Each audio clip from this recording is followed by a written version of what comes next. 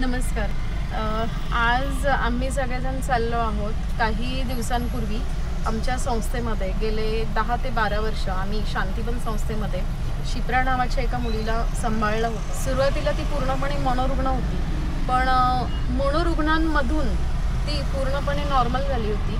एवढ्या गेल्या 2-3 वर्षात 2020 नंतरचं तिचं लाईफ खूप नॉर्मल आणि छान झालं होतं. आणि प्रत्येक मुलीला वाटतंच की एखादा चांगला मुलगा बघून आपलं त्याच्याशी लग्न व्हावं. तर त्याच पद्धतीने तिच्याही मनात एक इच्छा व्यक्त झाली की आपलंही लग्न व्हावं. कारण सुरुवातीला ती सिझोफेनिकची पेशंट होती आणि सिझोफेनिकची पेशंट होता होता तिला मेडिसिन्स बरेच वर्ष चालू होते. तिची आजी आणि ती अशी आमच्या आश्रमात राहत होती.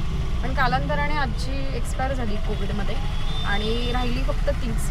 पण तिची जबाबदारी घेणारं असं कुणीच नव्हतं, कारण तिला आईवडील नव्हते आणि हक्काचं असं कुणी व्यक्ती नव्हतं. त्यामुळे अशा व्यक्तीचं पुढे काय करणार. त्यामुळे गेले 10 वर्ष मी तिला सांभाळलं. तिचा खूप चांगल्या प्रकारे सांभाळ केला आणि म्हणजे मेंटली डिस्टर्ब होतीच ती, कारण सिझोफेनिक म्हटल्यावर मेडिसिन्स वगैरे सगळ्या गोष्टी असतात.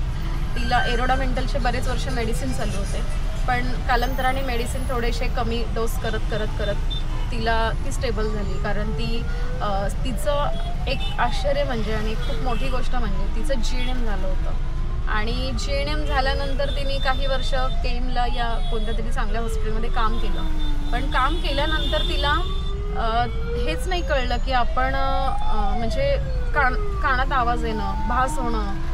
ऑपरेशन थिएटरमध्ये काम करायची ती. जेव्हा तिचा कोर्स पूर्ण झाल्यावर तिने काही हॉस्पिटलमध्ये जॉब केला, पण कानात भास होणं किंवा तिला आपले पूर्वज दिसायचे आणि तिला अशा प्रकारे भास व्हायचे. तर तिने तो जॉब करणं बंद केलं आणि मग तिचे काही नातेवाईकांनी तिच्या आजीला आणि तिला आमच्या आश्रमात आणून सोडलं. पण आजी वारल्यानंतर तिची जबाबदारी घेणारं कुणीच पुढे आलं नाही. शेवटी तरुण मुलगी, तिला रोडवर कुठे सोडणार असं मीही विचार केला. आणि नातेवाईक जबाबदारी घेत नाही म्हणून ते झटकणं आपलं काम नाही, कारण आपण एक संस्था चालवतो आणि एक हेल्प करणं किंवा प्रत्येकाला मदत करणं हे काम आहे. आणि एक माणुसकी या नात्याने तिला आम्ही बरेच वर्ष सांभाळलं.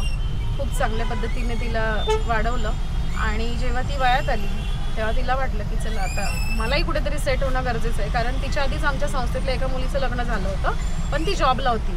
मग ती मलाही वाटलं की तिचं पण कुठेतरी चांगलं होईल म्हणून तिचंही आम्ही सगळ्यांनी मदतीने लग्न लावून दिलं.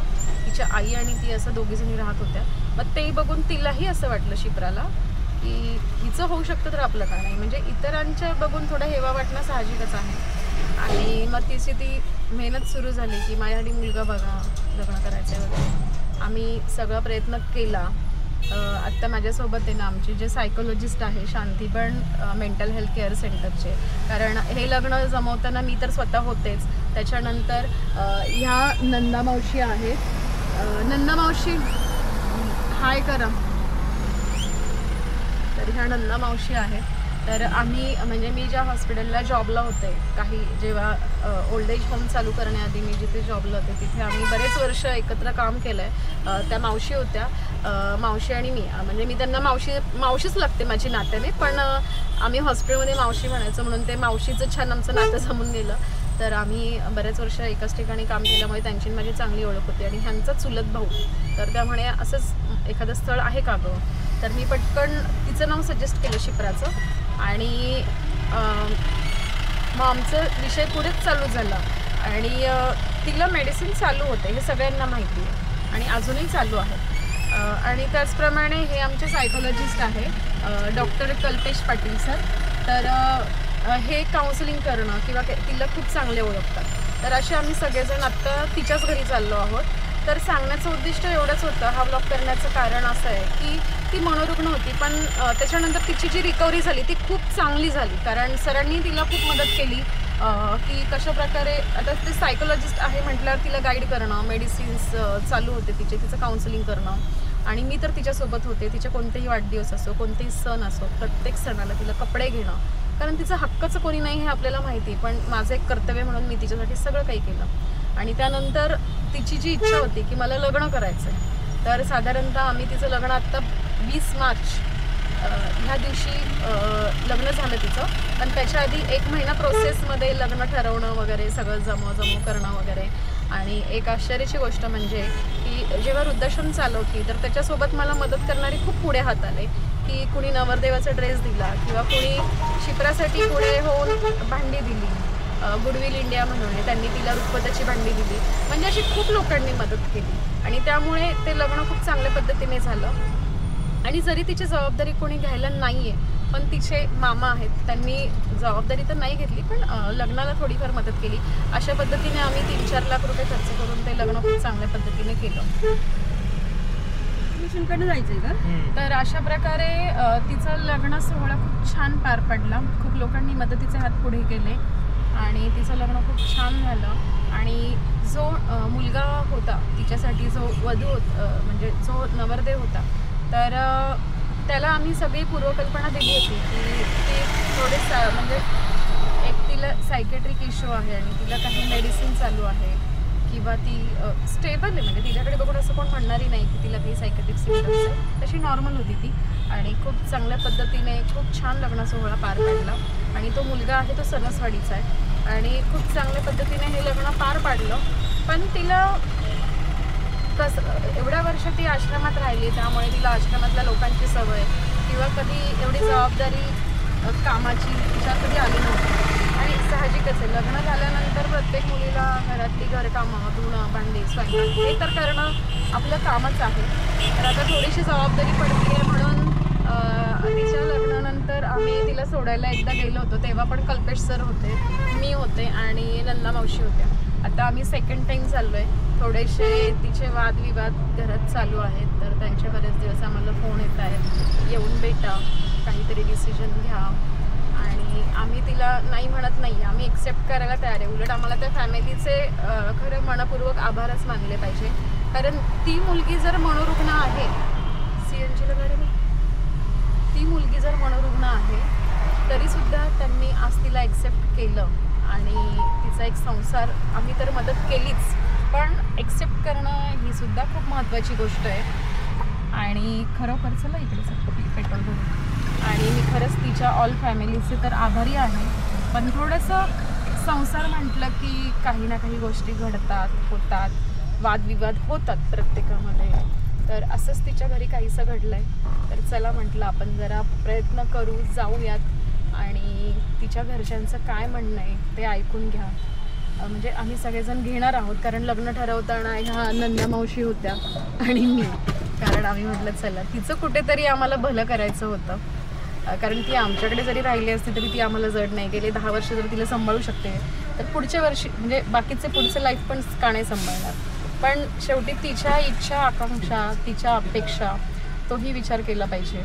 त्यामुळे आम्ही तिचं फायनलाइज लग्न करून दिलं आणि तिला अगदी साड्या घेणं, तिला लग्नामध्ये सगळी भांडी, सोफा सगळ्या गोष्टी दिल्या की उद्या तिलाही अडचण नको की तिला कोणी नाही आहे त्यामुळे लग्न साधं करून दिलं. खूप चांगल्या रीतीने लग्न लावून दिलं. तर तुम्ही आता आम्हाला तिच्या घरच्यांनी बोलवलं आहे. बघू आता काय म्हणतात तिच्या फॅमिली मेंबर, काय म्हणतात घरातले. आता गेल्यावरच कळेल. आमचा हा व्लॉग कंटिन्यू पहा, पुढे काय होतं आहे ते. हाय, गुड इव्हिनिंग. ॲक्च्युली आम्ही मगाशी जो व्लॉग तुम्ही पाहिला त्याच्यामध्ये आम्ही शिप्राच्या घरी पोहोचलो होतो आणि तिथे थोडासा अंधार बाहेर असल्यामुळे तिथलं शूटिंग आणि तिथलं आमचं डिस्कशन जे करणं होतं ते पॉसिबल नाही झालं. प्रत्येक त्यांच्या फॅमिलीसोबत आम्हाला काही बोलता नाही आलं आणि अशा ठिकाणी गेल्यानंतर व्हिडिओ ऑन करून बोलणं योग्य नाही आहे. कारण ऑलरेडी ते डिस्टर्ब होते तिच्या फॅमिलीमधली लोक. तर तिथे गेल्यावर थोडेसे वादविवाद झाले आमचे नाही, शिप्रासोबत त्यांचे झाले आणि ऑलरेडी ते चालू होतं काही दिवसांपासून. कारण शिप्रा ही जी मुलगी आहे तशी ती अगदी ॲबनॉर्मल नाही आहे आणि तिची इच्छा होती की मला हे लग्न करायचं. त्यामुळे आम्ही तिला गेले 2 आठवडे कंटिन्यूस फोन येत आहेत, सरांना फोन येत आहेत, त्याच्यानंतर मला फोन येत होते, नंदा मावशींना फोन येत होते, कंटिन्यूस फोन चालू होते त्यांचे. आणि तुम्ही काहीतरी डिसिजन घ्या या. मग शेवटी आज डिसिजन घेतला की ठीक आहे, जाणं गरजेचं आहे. उद्या काही जास्त प्रॉब्लेम क्रिएट नको व्हायला. आम्ही तिथे पोहोचल्यानंतर चहा वगैरे केला होता त्यांनी आम्हाला, पण हिच्याविषयी बऱ्याचशा तक्रारी त्यांनी सांगितल्या. कारण साहजिकच तक्रार करणं, कारण ते थोडेसे फॅमिलियर किंवा तही गेले 10 वर्ष आश्रमात राहिली आहे, तर तिला स्वयंपाक करणं किंवा घरामध्ये मॅनेजमेंट ह्या सगळ्या गोष्टी शिकायला वेळ लागणार आहे. आणि ऑलरेडी ती सिझोफेनिक आहे आणि त्यातनं तिचे मेडिसिन्स काही दिवसांपूर्वी बंद केले, त्याच्यामुळे पण ती थोडीशी डिस्टर्ब हायपर होणार. आणि तशी ती अगदी ॲबनॉर्मल आहे अशी नाही, कारण तिची इच्छा होती ना. हां, लग्न करायची तिची इच्छा होती ती. आणि ते सुरुवातीची कंडिशन फार तिची क्रिटिकल होती, पण साधारणतः आता ती 1-2-3 वर्षामध्ये बऱ्यापैकी ती खूप नॉर्मल झाली. आणि तिची स्वतःची इच्छा चालू झाली की मला लग्न करायचं, कारण आमच्या आश्रमातल्या एका स्टाफचं लग्न झालं होतं. आणि त्याच्यानंतर तिची जी कंडिशन होती की नॉर्मल होत चालली होती, मेडिसिनचे डोसेस कमी होत चालले होते. मग तिला जी इच्छा व्यक्त झाली की मला लग्न करायचं, तेव्हा मी नंदा मावशींचं जो चुलत होते त्यांना सहज बोलले की एखादा मुलगा असेल तर सांगा. नंदा मावशींनी तिच्यासाठी स्थळ पण पाहिलं आणि लगेच फायनलाईज झालं. पण आम्हालाही वाटलं नव्हतं, आणि तिची इच्छा पूर्ण करणं किंवा तिचा जो हक्क आहे तो तिला मिळवून देणं म्हणून आम्ही प्रयत्न केला. आणि पण अशी अपेक्षित नव्हते की लगेच ह्या गोष्टी इतक्या फास्ट घडतील. पण जिथे तिला आनंद नाही आहे किंवा तिला तिथे राहायची इच्छा नाही आहे आणि फोर्सफुली ठेवण्यात आलेलं नाही आहे, कारण तिचा जो स्वभाव आहे ना की कुणी तिला डिमांड करणं, कुणी ऑर्डर सोडणं किंवा कुणी इंटरफेअर करणं. आणि ऑलरेडी ती 10 वर्ष आश्रमात राहिली, त्यामुळे तिचा स्वभाव थोडासा जरा स्वतःच्या मनाने वागणं असा होता. लहानपणापासून फॅमिली बॅकग्राऊंड नव्हतं, आईवडील लहानपणीच वारल्यामुळे असं काही फॅमिली बॅकग्राऊंड नसल्यामुळे ती गेली 10 वर्ष शांतीगडमध्ये राहिली. आणि 10 वर्षानंतर मग ती आता 2 वर्षात असं वाटलं, व्यक्त झाली ती की मला लग्न करायचं, म्हणून आम्ही तो डिसिजन घेतला. आणि खूप चांगल्या लॉन्समध्ये सगळ्यांच्या उपस्थितीमध्ये हे लग्न पार पाडलं. पण तिचे रोज तिथे जे खटके उडत आहेत ना तिच्या सासूसोबत किंवा जावेसोबत, ते तिला सहन नाही झाले. मग वारंवार त्यांचे आम्हाला फोन यायला लागले, हिचे फोन यायला लागले की मला घेऊन जा. त्यामुळे आम्हाला तो डिसिजन घ्यावा लागला. आता महिनाभर बघू आम्ही, तिला थोडं काउन्सिलिंग सर करतील, मग कशा प्रकारे ती रिस्पॉन्स करते त्यानुसार आम्ही पुढचा डिसिजन घेतो. जायचं आहे परत जायचंय का नाही? का निघून आलीस? निघून का आलीस तिकडनं? म्हणजे काय ॲक्च्युली जसं गृहिणीने राहायला पाहिजे किंवा गृहिणीने वागायला पाहिजे किंवा संसाराच्या जबाबदाऱ्या पार पाडायला लागली पाहिजे, त्या माझ्या स्किझोफ्रेनिक कंडिशनमुळे त्या मला पार पाडता येत नव्हत्या. त्याच्यामुळे सगळे नाखुश होते. मग उगाचच त्यांच्या नॉर्मल लाईफमध्ये आपल्यामुळे डिस्टर्बन्स नको म्हणून मी आयुष्यात परत येण्याचा निर्णय घेतला. त्याच्यात दुःख म्हणजे त्रास नाही झाला, मला नाही झाला, म्हणजे त्यांनाच उलट माझ्यामुळे झाला असेल तर त्याच्याबद्दल मी क्षमा मागते. बाकी काही नाही. माझी इच्छा होती पण मला नाही जमलं ते, त्याच्यामुळे तिला तिच्या झालेल्या चुकीबद्दल ती क्षमा मागते आहे. पश्चाताप नाहीच आहे, पण तिला वाटतंय की माझ्यामुळे त्या मुलाचं नुकसान कुठेतरी होतं आहे, त्यामुळे ती क्षमा मागते आहे. पण ठीक आहे, आता पुढे बघू. आता महिनाभर आम्ही तिचं जरा काउन्सिलिंग मेडिसिन्स वगैरे चालू केल्यानंतर तिचा बहुतेक डिसिजन जर चेंज झाला तर चांगलंच आहे. आणि तुम्हाला आमचा जर हा व्हिडिओ आवडला तर तुम्ही नक्की लाईक करा, शेअर करा, कमेंट्स करा आणि आमच्या शिप्राला भेटायला नक्की या. तसलं काय सहानुभूती घेऊन नका म्हणून. अशा घटना घडत असतात प्रत्येकाच्या आयुष्यात आणि लग्न म्हणजे एक लकी ड्रॉ असतो. खरंच लग्न म्हणजे एक हा लकी ड्रॉ असतो. कोणाला लकी ड्रॉ लागतो किंवा कोणाला लागत करतो आणि खरंच धन्यवाद.